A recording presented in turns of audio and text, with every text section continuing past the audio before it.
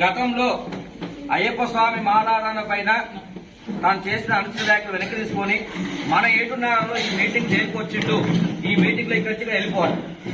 Meeting ఏమంటారు స్వామి?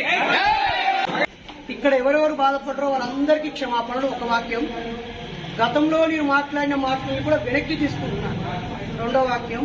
మూడోది, దానికి నాకు శిక్ష పడింది, జైలుకు వెళ్ళొచ్చాను, 2,60,000 నష్టపోయాను, 3 రాష్ట్రాల్లో కేసులయ్యాయి, 1,200 పోలీస్ స్టేషన్లో కేసులు భరించాను, నా భార్య పిల్లకి దూరంగా ఉన్నాను.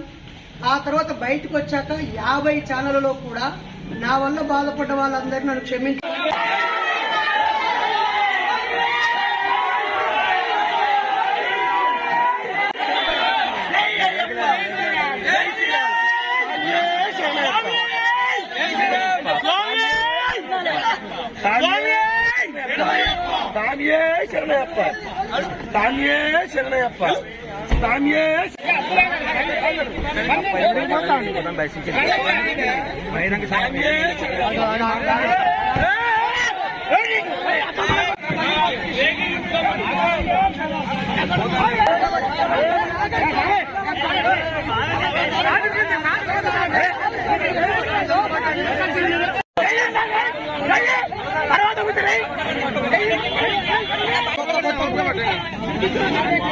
ఎందుకు పోతుకున్నా?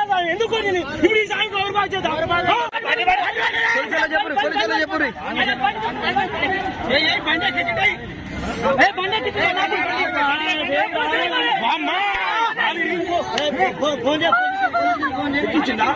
అంటేనే